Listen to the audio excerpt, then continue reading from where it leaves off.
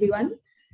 Thank you for joining today's session. My name is Sakshi, and I am part of the Nullcon team. For those of you who are new, Nullcon Conference is a unique platform for security enthusiasts and professionals to showcase their research and technology to the community. Being established in India since 2010, we are now expanding Nullcon to Berlin, where we will be discussing information security in detail among the top industry experts and the tech community. We are also happy to let you know that we have announced our Nullcon Security Trainings Berlin edition, which will happen from 5th to 7th April. And if you want more information on that, you can visit our website. In this virtual environment, we keep conducting webinars, workshop trainings, resume clinics, and more to engage and benefit our community. So coming to our today's speaker, we have with us Charles van der Walt.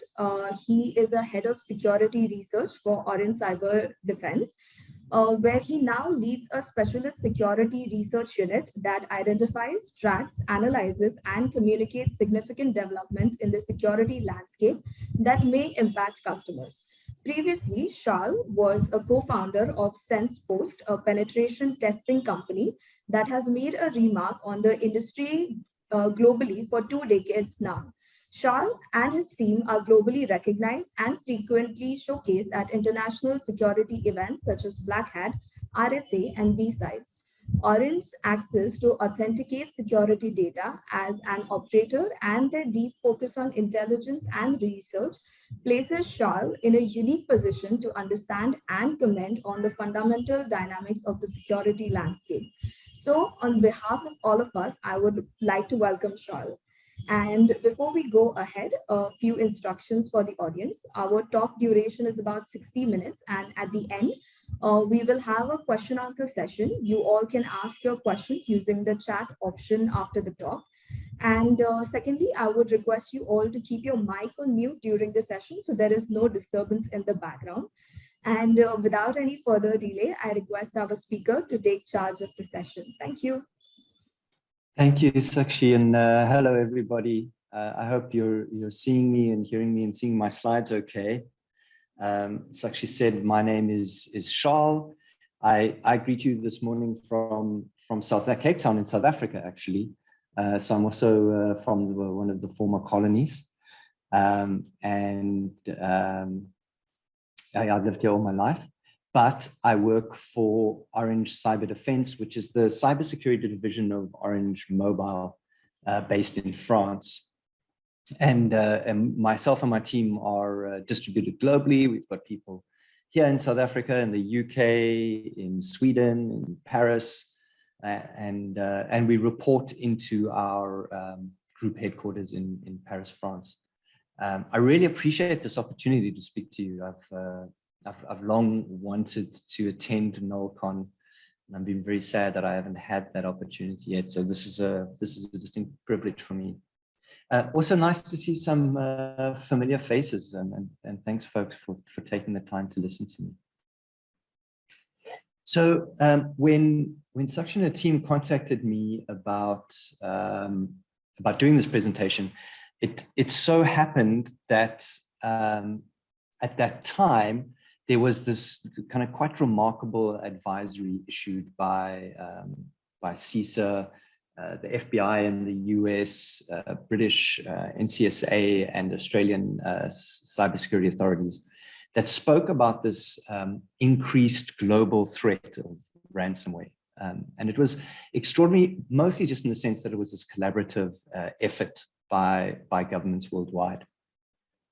And it caught my attention because of its profile, but I was also very interested to see what they had to say. What were they basing their assessment? Because of course, ransomware is something that myself and my team have been studying very intensively for several years now, and it's just curious to me to see whether our assessment and their assessment combined. And so, with the invitation to speak at Nullcon, I thought it might be an opportunity to use this advisory kind of as a framework for examining our own findings and data and assumptions about the ransomware ransomware threat. So I come to you today not with any particular point in mind. I don't have an argument to make or a story to sell or something to convince you of. I really just have a set of observations that are oriented around this extraordinary advisory. And I'm going to base my observations on a set of data that we have. Now, I want to be clear that I believe that when CISA, the FBI, NCSC, and Australian cybersecurity authorities say something, that they're saying it with good reason. They've got data, they've got analysts, they've got intelligence that we will probably never have. And so when I present our data, I'm not presenting it as superior to theirs, really just as a counterpoint to see, as I said, to what extent our perspectives agree or disagree with theirs. And the first data set we have is from the so-called double extortion leak sites. I saw my colleague Diana was able to join us this morning. Hi, Diana. And she runs a project in which we try and identify leak sites like the Conti one on the open web or the dark web, where the sort of common or most common form of ransomware is played out, this so-called double extortion attacks. And we have been analyzing those sites for about 2 years. Sorry, that's not the one I wanted to show you. I'll show you some data on it in a moment. But we have over 4,000 records, enriched records of the victims of these actors, which we can use to give us some insight into how ransomware works. The next thing we have, of course, as of just a week ago, is the now infamous Conti leaks.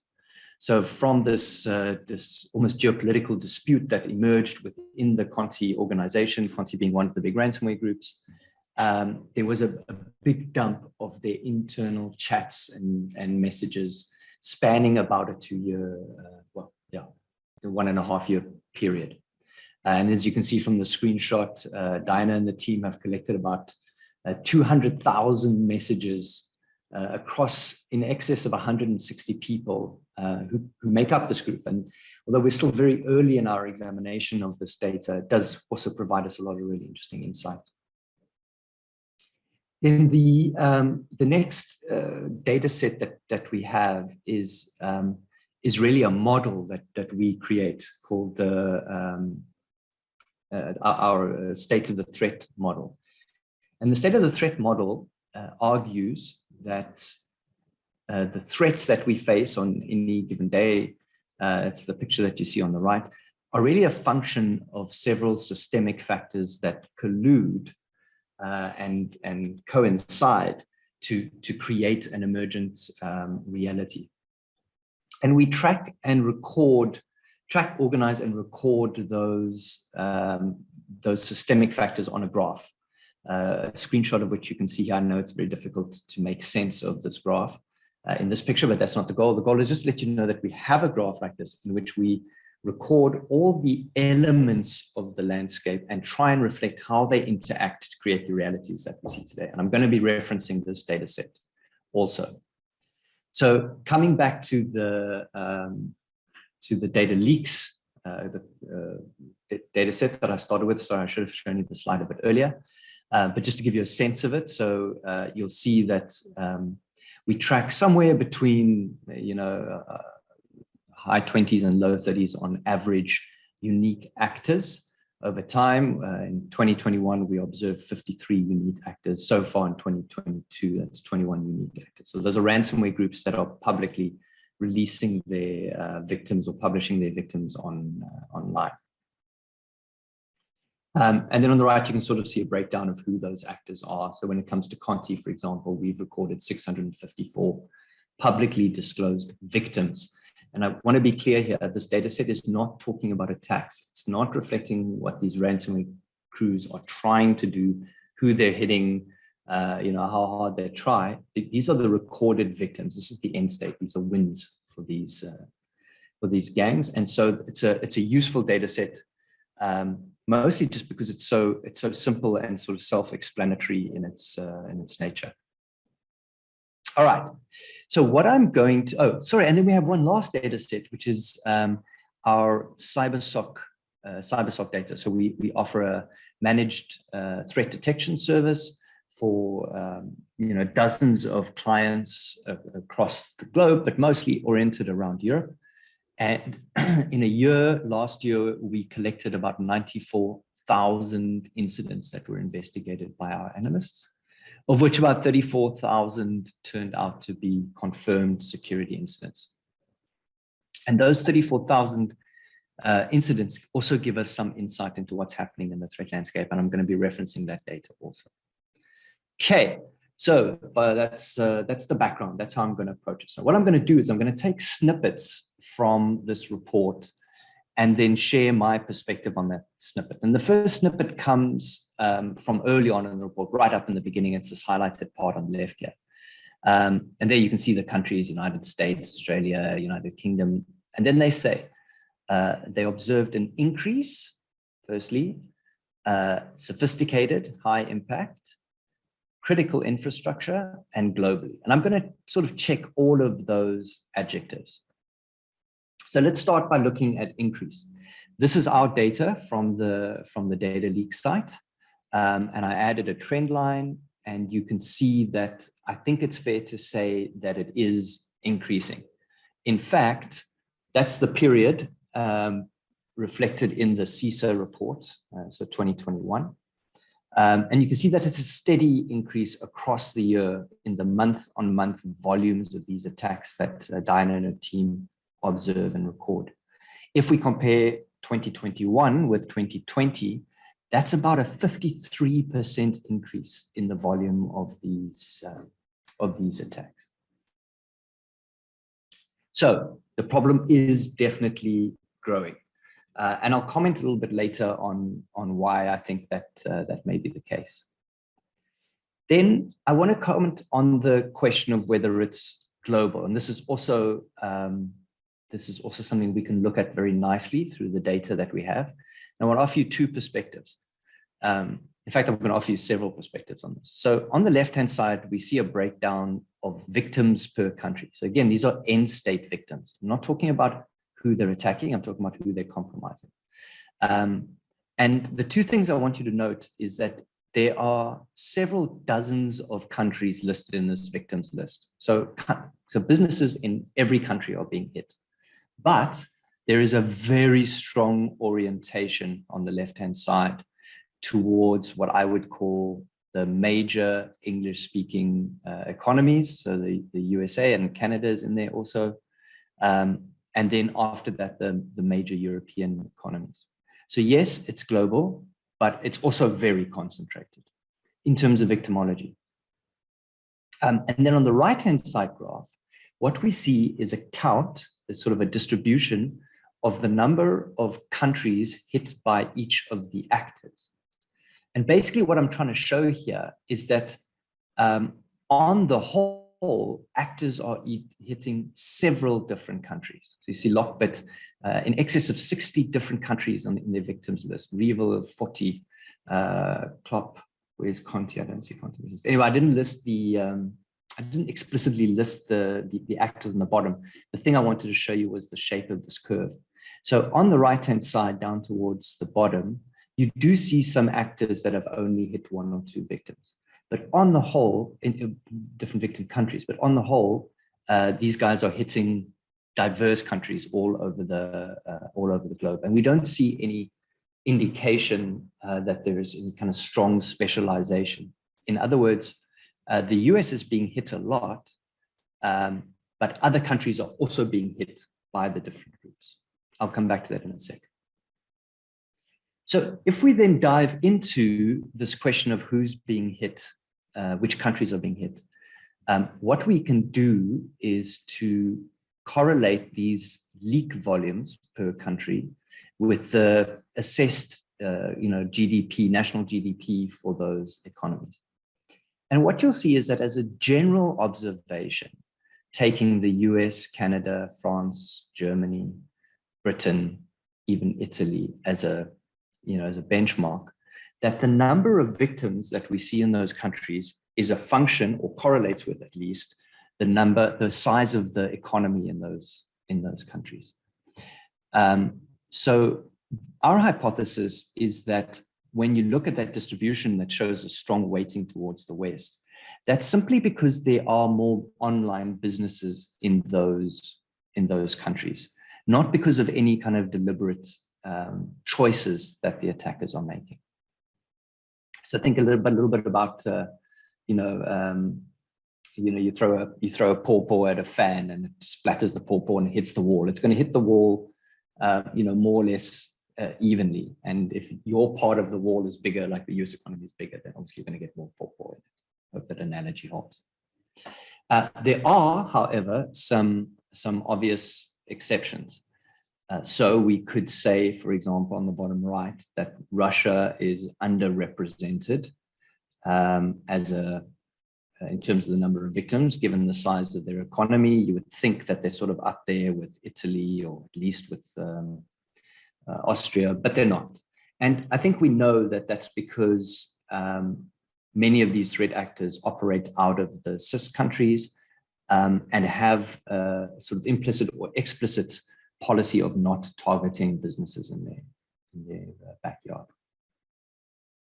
But then, left of Russia, you have India, China, Japan, and okay, let's forget Switzerland for now. Let's go India, Japan, and China, where you would also think that the number of victims seems disproportionate given the size of the economy.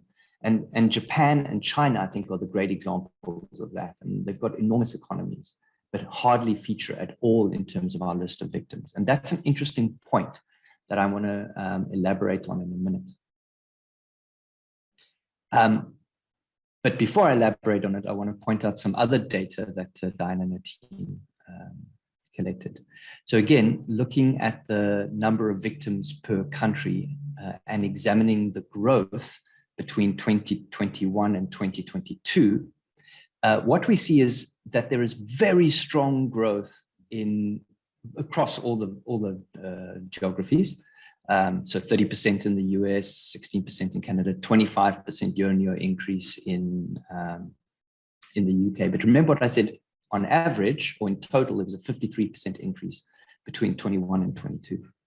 And the difference between this 30% on the left and the 50% total is in the enormous growth that we saw in other countries. 76% collectively for the EU, 34% in Brazil, 125% in Japan, 86% in India, and 360% in China. And so on the right, if you look at the impact that this growth has on the proportion of those countries amongst our victims, you'll see that proportionately, the US has decreased by 8%, while Europe has increased by 3%. And so what we're saying is that this is a global problem. It does tend to focus around the bigger English-speaking economies, but it's shifting. It's shifting towards bigger non-English-speaking economies like Europe, India, China, and Japan. And the question is, well, why would that be? To answer that question, we can look into the actual chats of the Conti group, and I've just given you a snapshot of the organizational structure of this Conti group to give you some context. So in a cluster that deal with recon and negotiations, you see those two little network things on the bottom right. There is a guy or a girl called Skippy, and she reports into quite a big shot called Mango. And this is a conversational part of a conversation between Skippy and Mango. And Skippy is talking to Mango about a case that she's working on, meaning she's negotiating with a victim for a ransom. And she says she needs some advice, and she wants to know what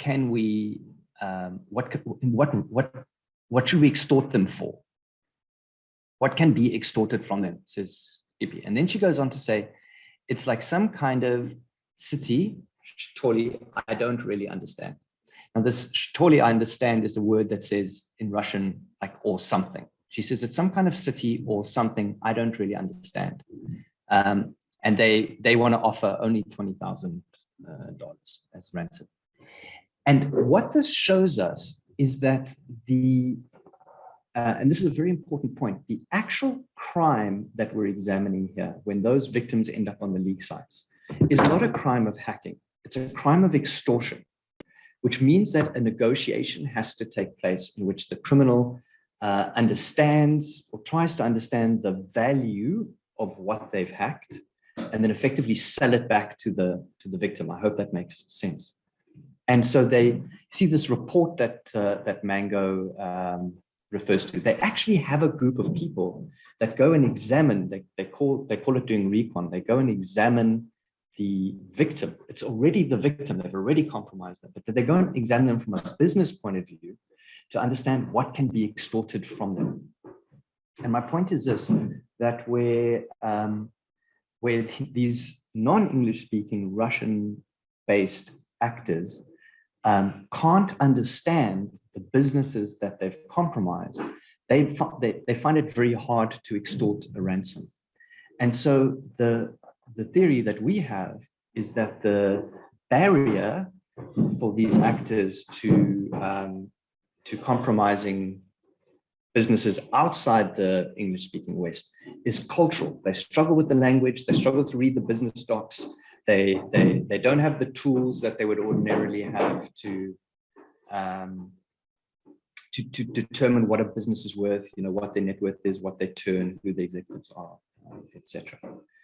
And that indicates for preference. So it feels like my door is being banged down on the right.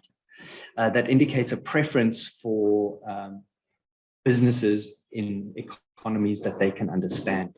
But as those economies get almost saturated with victims, and as we see pressure from governments in the West against these actors, we believe what we're seeing is a move towards target markets that have previously been more difficult to penetrate because of this cultural impediment. I hope that makes some sense. So yes, the problem is global, but it's changing shape. So it's shifting from the English-speaking big economies to the non-English-speaking big economies, and that's going to include places like India, where you are, and South Africa, where I am, as well as China and Japan. And the barrier to entry, we believe, for this is probably something to do with language and culture, rather than the sophistication of the technology or security controls in those environments. Okay, then the report talks about critical infrastructure organizations globally. And I've shown on the left from the CISA page what they consider to be critical infrastructure. And it makes it kind of hard because they have almost all the sectors have got something critical in them. So I can't really say, whether critical infrastructure is being affected more or less. What I can say from the graph on the right, which again shows victimology, is that we see an overwhelming bent towards victims in the manufacturing sector. Now, manufacturing, this is as defined by NAICS standards, so it's a broad category. It'll be sort of manufacturing and associated businesses. And I guess, that's going to correlate with a number of the sectors listed as critical in the CISA report, including things like critical manufacturing. And that's then followed by professional and scientific services, and it kind of goes down from there. Finance and insurance is actually not particularly high up. Utilities, you'll see, are right down at the bottom there. We almost see no victims in that space in terms of the victimology. Agriculture even further down. So it doesn't seem to me that there is a bent towards manufacturing, but we have some more data that we can examine. And again, I'm using the same trick here as we used to examine the geography, the nationality of the victims, which is to correlate with industry size. And when we do that, the volume of victims in some industries becomes obvious. So we can see professional, scientific, and technical services, which is one of the highest groups of victims. It's also one of the biggest industries. So that kind of correlation makes sense. And I would say from there kind of down to educational services, the correlation still makes sense. Where there's an anomaly, again, is in manufacturing, where you can see that manufacturing represents a disproportional percentage. I think it's something like 23% of all our victims fall into this category, but is actually, relatively speaking, a small business sector. So that does certainly seem to be a kind of standout feature. And again, I think we can draw some observations, and this is a little bit sort of tangential, but we can draw some observations by looking at the chats between some of these players. And in this case, it's a guy or a girl who's sort of in the infrastructure development and malware side of the business, called Rashev, and that same negotiator, a negotiator who's called Pin. And in this discussion, I just thought this was interesting. They are talking about targeting a hospital, and Rashev is actually what's this word? He's criticizing or lambasting Pin for having hit a hospital. Pin responds by saying, "No, but it wasn't a hospital. I watched 100 times," meaning I looked at it very, very carefully. And Rashev said, "No, but it looks like a hospital." And Pin responds by saying, "No, but they don't do any hospital things. They just treat sport injuries. And they've got insurance for $300,000. And then Rashev responds by saying, "Okay, but remember, we decided not to touch the health sector at all, even like this. So let's let them go." And I just thought that was interesting, sort of counter insight that shows that, at least in part, when some of these groups announce that they're not going to target a certain sector, they do kind of mean it, but they maybe don't control it to the extent that that we might like to believe. And I think that's an interesting point, because one of the things that emerges when you examine the chats like this is, on the one hand, how well organized and how well they communicate. But on the other hand, how kind of incidental a whole lot of stuff is. So, this targeting of the hospital sort of came up in a chat between Pin and his sort of manager, superior. But it's not enforced like in a government. These things still happen whether they decide that they're going to target health or not. It's not all. It's not all as clear as perhaps we like to think. So critical, yes, we see it being impacted, but I don't get the impression from any of the data we have that it's particularly a target. And I'll make one more point on this a little bit later again. Folks, I hope this is proving interesting so far. Stick with me, please, don't run away. Then I also wanted to talk about sophistication, because it says in sophisticated high-impact ransomware attacks. I'm not sure exactly what the report means by sophistication here, but I think they're referring to technical sophistication. And I spotted coincidentally just this this dialogue. You can see I've been looking at Pin and Rashev and their relationship. And Pin asks Rashev, who's on the development side, when will the Linux locker be ready? And Rashev says, yeah, well, for some, it's ready and tested, but there's problems with ESXi, etc. In other words, in 2021, one of the big advancements that this particular group made is that they were able to develop a locker. So that's the actual ransomware encryption software that could also run on Linux. And as an industry, made a big deal of it. But actually, it's not such a big deal. To port malware from Windows to Linux isn't exactly game changing.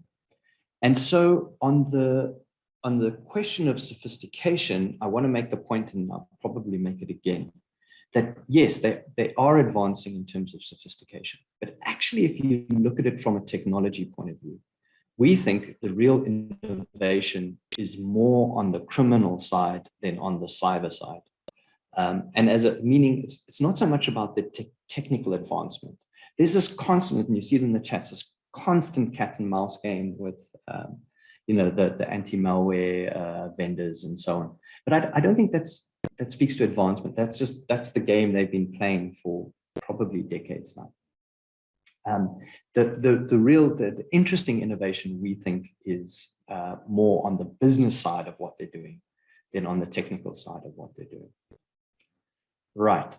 Then, and I'm jumping around in the report a little bit, but the report speaks to diversifying approaches to extorting money. And this is a good thing that they mention it, because we think it's true also. So they talk about triple extortion now by threatening to publicly release stolen and sensitive information, disrupt internet access, that's with DDoS, or dump the data. And again, we've got some relatively solid data on this. You'll see that in 2020, we almost exclusively observed just standard data extortion.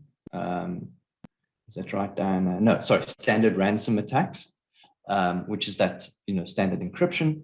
But then in 2021, we started to see other forms of extortion emerging. And so now we do observe within those kind of 4,000 odd victims, we do observe a diversity of extortion methods. And this is a very important thing to note. Even though you'll see the percentages are small, I can't remember what the numbers are. I looked them up the other day, but it's like less than 6% of the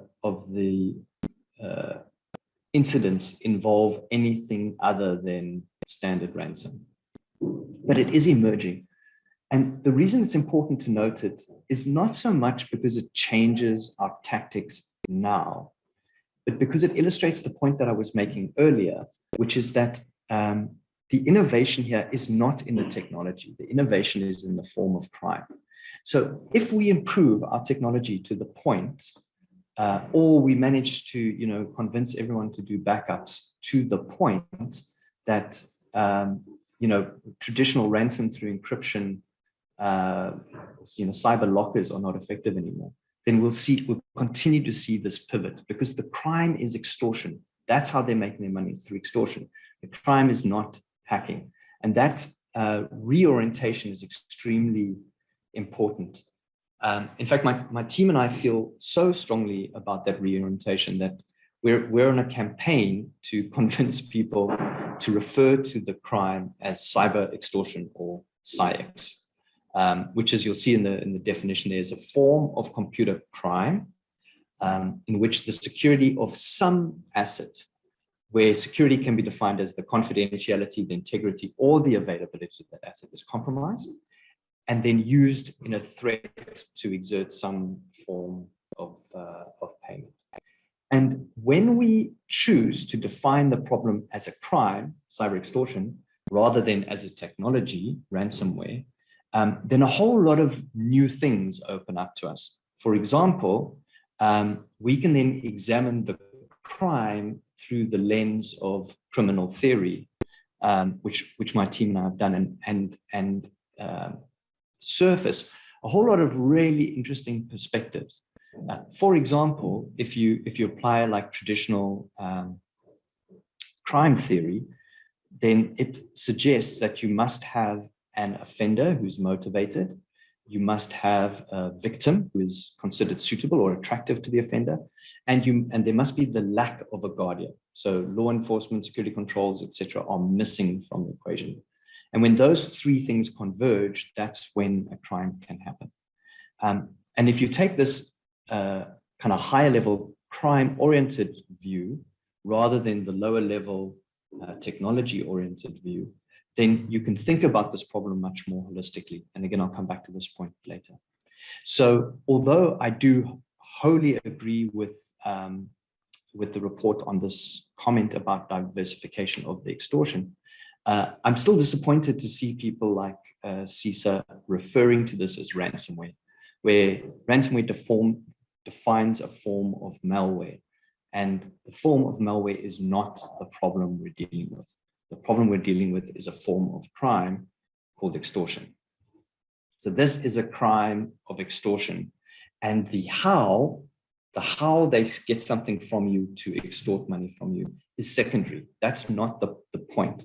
And that's going to continue to evolve. And until we can get our heads around that, we're not going to be able to have a meaningful impact on this problem. All right. I feel like I'm preaching at you. I hope it doesn't feel to you like I'm preaching at you.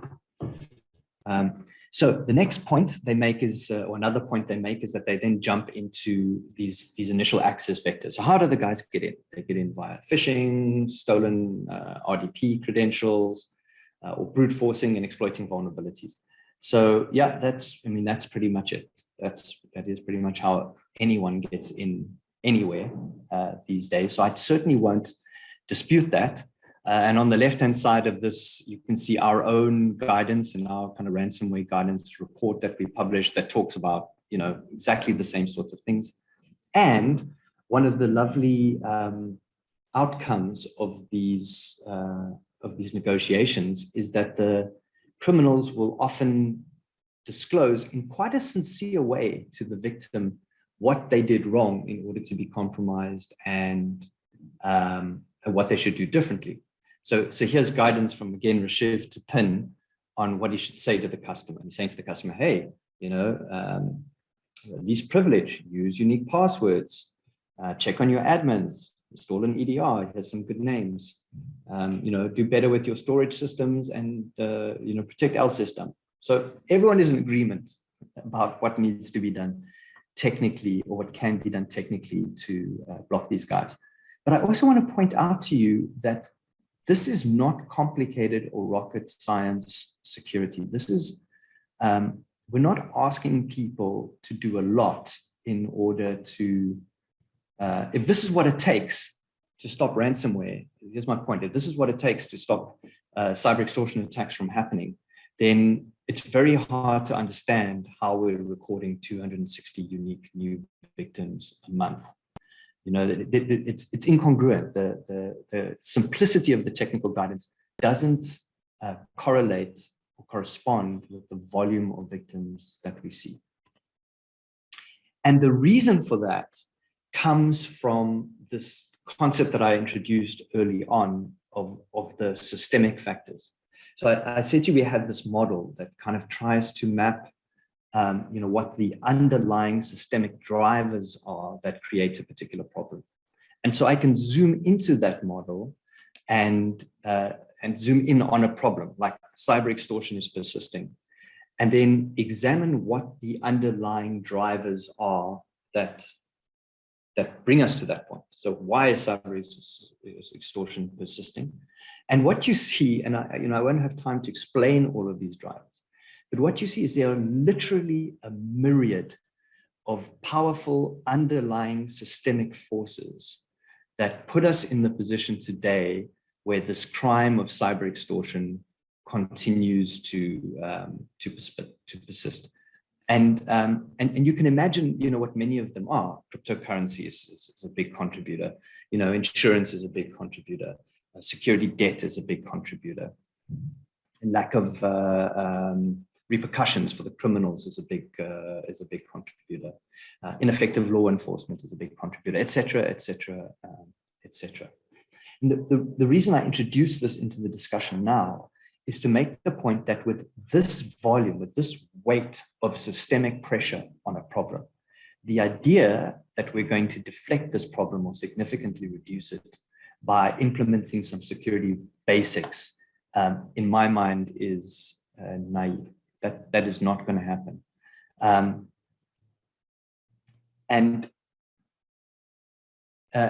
But if you zoom out, as I suggested earlier, and you look at this from a holistic perspective that involves, like, how do I demotivate the offender? How do I make the victim less suitable? And how do I put guardians in place? then some other perspectives emerge. And so speaking of the defender, of the offender in the top left, the first one that emerges there, and I've just highlighted a few of these points that I think are important, is that we need to reduce the flow of funds from victims. The Conti leak showed us so clearly how money washes through this environment, all via cryptocurrencies. And there is a Bitcoin address in every second message in those chats.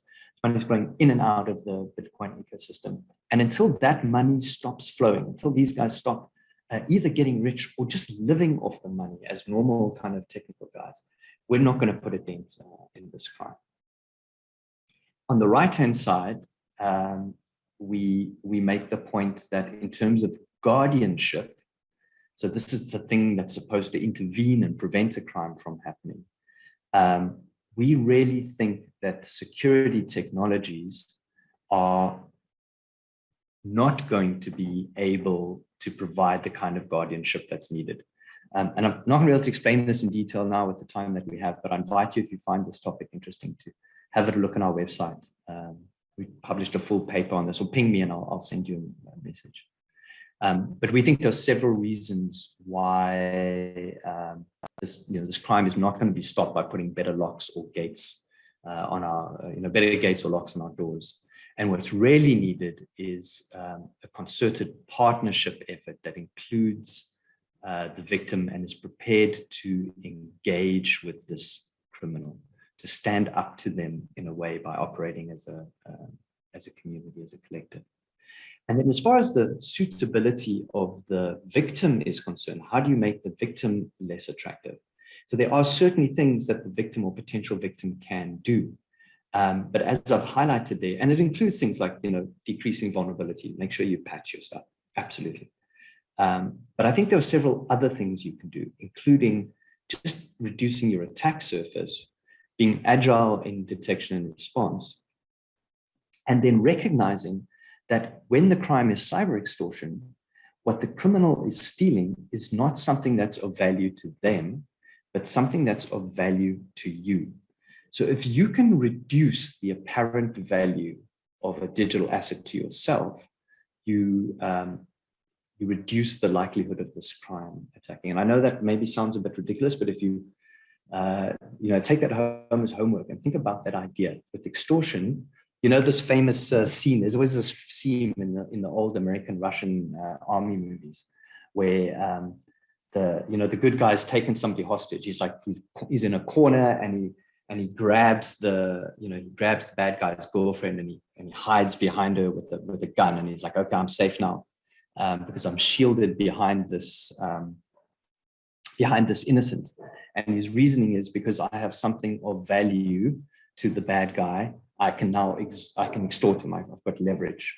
And what does the bad guy do? You've all seen the movie. Immediately shoots the victim. The bad guy then shoots the poor defenseless woman dead. So she disappears as a shield. He's reduced the value of that thing to himself.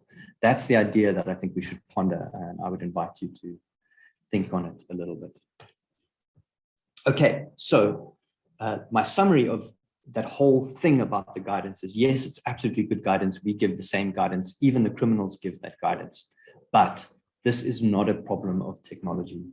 And you're not going to stop a countrywide mafia gang by putting better locks on your door. You have to understand how they operate, understand where their money goes, use intelligence, stand up to them like we would stand up to other bullies, and engage with them if we're going to make this problem go away.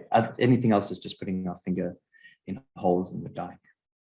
Having said that, I think there is one technology thing you can do, and forgive me for the poor quality of this image, but I think you can hope for the best and plan for the worst. In other words, response and recovery are essential technical disciplines. And I think much more could be done to kind of think carefully about what it would feel like if your systems got compromised in this way and your data got encrypted or you got DDoS, and making sure that you have a plan that is ready, that is tested and is being exercised. All right, we're sort of trotting on towards the end. I do still have a little bit of time. I hope you're all still awake. So then they talk in the report about this idea of using cyber criminal services for hire. This market is becoming professionalized and the criminal business model is well established. I think everybody knows that to be true. And we, in fact, in our paper, make the argument that we are dealing with several crimes that are being committed by several different kinds of people in several different places. And some of them, we recognize. We recognize the initial access broker, who's the crew that does the initial hack. We recognize the affiliates who consume services from the operator and uses that to do the exfiltration and encryption. And then we have the operator themselves who develop the tools, put the sites in place, et cetera, et cetera.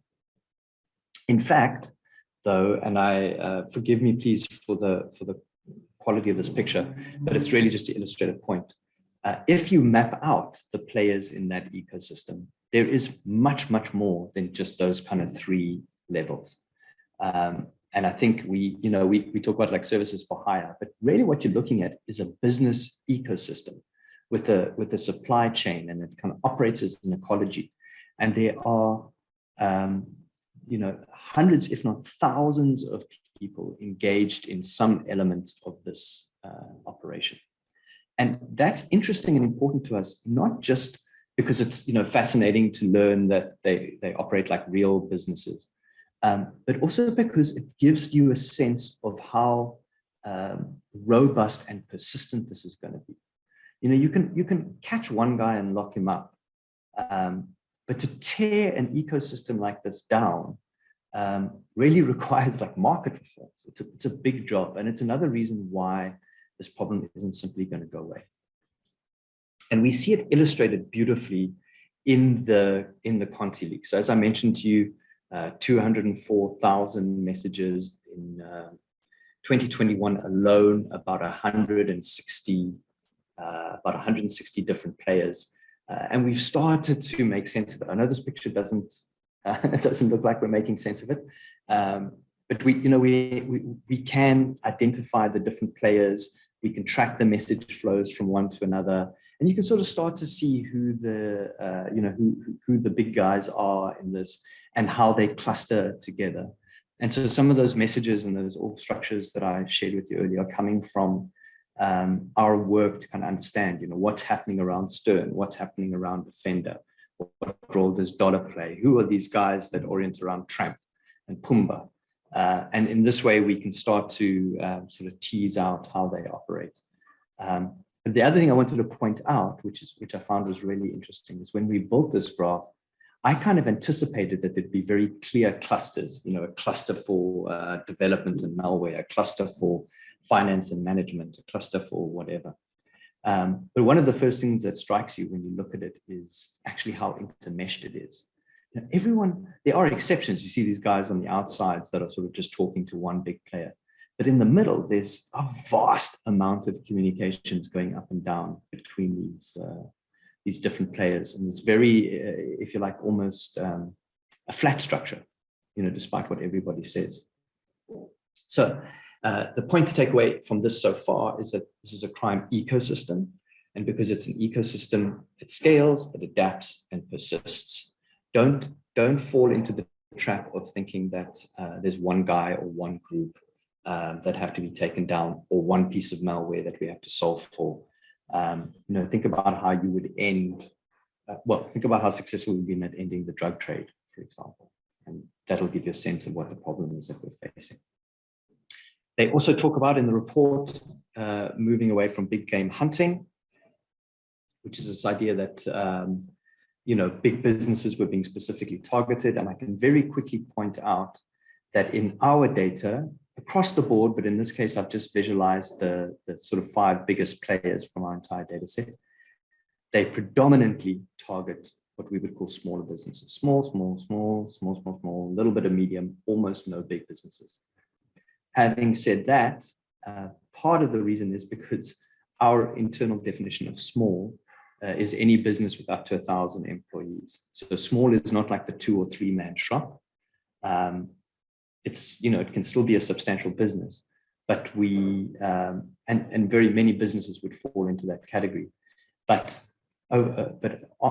despite that, and overall, I think we would agree with this assessment that big game hunting is actually a little bit of a fallacy.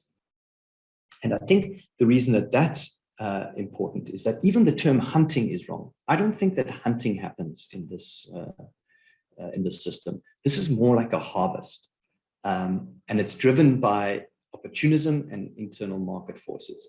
The guys, the initial access brokers, they're not hunters. They're walking around picking fruit off trees. And then once they've picked a whole basket of fruit and they bring it back, it's internal market forces that determine who actually gets victimized.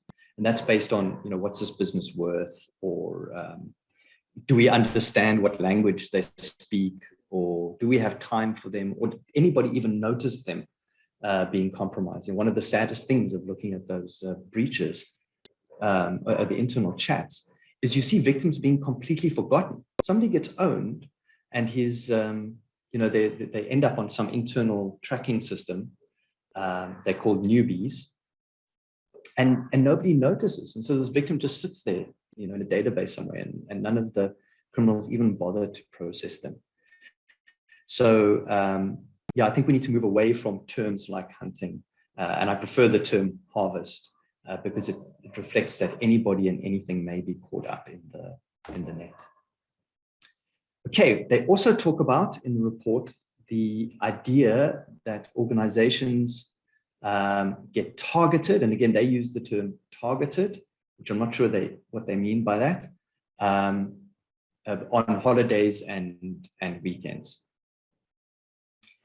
When we look at the data, we can firstly look at the threat data. So when did the leaks actually happen? And one of the things we noticed is that there were significant dips in January of the 2 Januaries that we've got to observe. Now, there are possibly other factors, like, for example, the TrickBot takedown, or maybe the Revil arrests that may have sparked those dips. But it is quite noteworthy, I think, that these actors actually seem to slow down over Christmas, for example, rather than speed up.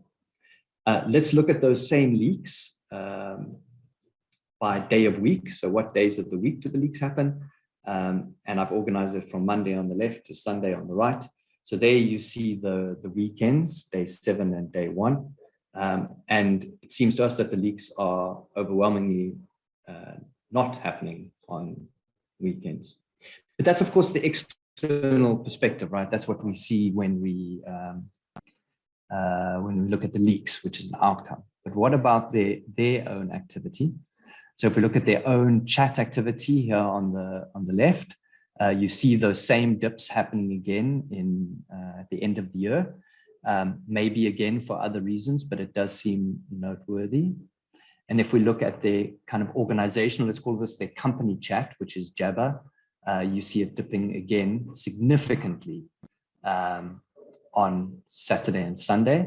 And if you look at their technical chat, which is the rocket chat, so what are the hackers doing? Same thing, dips significantly on the weekend. So I'm not saying these guys don't engage on weekends, and I'm not saying that, if you hit SolarWinds or Kaseya or, some other big target, that you're not going to be smart enough to work when they're not working. But overwhelmingly, the impression we get is that these guys work a pretty regular work week. And we observe something similar when we look at our data of the incidents that we detect for our customers. So in this graph, we've taken customers across the world and we've measured how many incidents confirmed incidents we deal with on an hour-by-hour basis during the day. And what you see is that the number of incidents tracks the average working day almost perfectly, right? So early in the morning, late in the evening, very little. Over lunchtime, there's a nice little gap when the incidents stop happening, and so it peters off, right? This is just a graph of working hours. And so this is interesting to me because you might argue that it says the attacker is working hours. and even taking a break at lunchtime. But because we've normalized it across countries, this isn't showing when the attacker is operating, this is showing when the victim is operating. And I want to show you another graph, which is going to help me make the point that I want to make, which is a graph in which we correlate the number of incidents that we record with our customers. And in this case, we're looking specifically at droppers and downloaders, so the early stage of a ransomware attack. And we correlate it with COVID lockdowns, so or lockdown severity. So the gray bars at the top show how severe the lockdowns are, and the orange bar shows how many droppers we record in our threat detection business. And basically you see an inverse correlation. So you'll see as the severity of the lockdowns increase in the beginning of January, the number of ransomware related security incidents decreases. And as the lockdowns start to decrease in June, July, the number of incidents increase. And what that says to us is that the volume of security incidents is correlated with victim user behavior more than it's correlated with attacker behavior, or at least as much. So we can definitely see that the attackers work kind of normal business hours in their time zones. But actually, the number of incidents that we record is just as impacted by what the victim is doing than what the attacker is doing. And that's very largely to do with the fact that the computer needs to be on, the victim needs to click on the link, you need to install the malicious software that's being sent to you, whatever the case is. And so in summary of that section, we don't see strong evidence in our data that on a large scale attacks are happening on weekends or holidays. We do see sort of a peak almost always during the summer holidays, which may be some opportunism on behalf of the attacker. But we think that the patterns we see have as much to do with the patterns of the target as they do with the behaviors of the attacker. Folks, I'm aware I've got 5 minutes left and I had a few more points to cover, but rather than kind of blast through that, let me summarize, and maybe there's time for questions. So we see the problem is growing, it's global, but it's shaped globally, and that shape is changing. We think that when critical systems are hit, that's a problem of impact, not a problem of likelihood. We think the crime is getting more sophisticated, not the technology. It's not about big game hunting, it's about harvesting. We think the patterns we observe have got as much to do with the behavior of the victim as of the attacker. We think that you should hope for the best and plan for the worst, technically invest in response and recovery. And then I had a whole point about old men shouting at clouds. But I think I've done enough shouting at clouds for today. So I'm going to stop there and say thank you for your time. Please take a moment to connect with me on social media, particularly on Twitter, but also on LinkedIn. I'd love to hear from you, get your feedback, and make a connection. So actually, thank you very much. That was really awesome. Thank you so much. So we do have a few questions. So the first question is, in terms of just looking at their psychology and demographics, do they have certain set of hierarchy in terms of experience, like a leader who warns or guides the group? This is in reference to the healthcare attack chat, as one of them warned can be a leader on not to touch healthcare, but the other members was all set to execute the attack, not mature in terms of understanding the consequences. That's an excellent question, and the sort of common opinion is that they do have clear leaders or a core group that interact in some way and call the shots. But to be honest, I haven't been able to identify that yet. There are some players that very clearly emerge near the top, like Stern and Mango, and you see them using manager or leadership language. They'll criticize, they'll they'll get angry, they'll give directions, they'll demand things. You can sort of make Stern out on the top left-hand side there as a key player. But there's also a large degree of just sort of democratic collaboration. Let's do this, or I already did that, or dude, I didn't hear from you, so I went ahead. But the place you see the power is in the money flows. And it's very clear that some people manage the money and therefore have a certain kind of authority there. But it doesn't behave, in my mind, like a business organization, not culturally. All right. How often are these ransomware attacks politically motivated, and what are observations on growing ransomware as a service activities?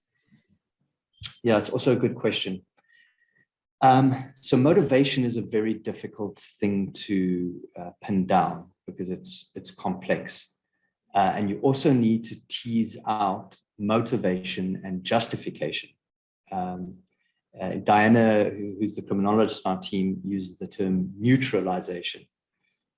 So there's two elements. Why do they do it? And why do they say they did it? And when you say why you did it, you're saying that partly to yourself, but partly to others, but also partly to yourself. So I know that's a long-winded answer. But so your question was, how often is it politically motivated? Yeah. We don't, I don't think we know how often it's politically motivated, because it's hard to look into the heart of someone. If I were to guess, we think this is about money. 99.9%, it's about money. But what you do see is politics being used in the neutralization or the justification. And there's very clear evidence of that. And the major one being the rift within Conti that led to us getting these leaks at all. Was an argument about pro-Russia versus pro-Ukraine, and that caused so much tension within the group that they actually kind of turned on each other. We also see, for example, a little banner that these guys will use on their communications platforms that effectively says, "We don't hack Russia. We're pro-Russian. We're patriotic." But I have yet to see the primary motivation for any significant group of these guys being political. The primary motivation is to make money, and they use politics maybe to shape their victimology or to justify the crime to themselves or others. All right. Next question we have from Tony. Is it a reasonable conclusion that by improving security, you don't prevent the crime, but do prevent the crime on a particular victim? If the effort to attack is increased, will an attacker move to a different target?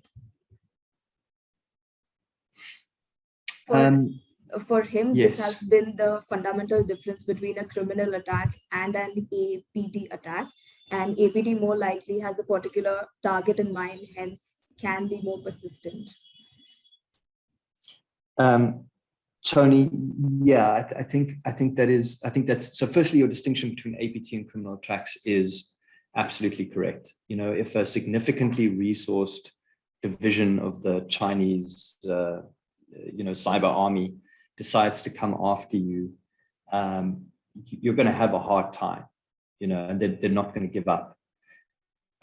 Whereas these criminal actors, as I've said, are harvesting, I think, not hunting. So, if they can't tug you off the tree for the first few times, they are going to, they're going to move on. You're going to survive. So in that sense, I think you're right. But where I think we need to be careful is in the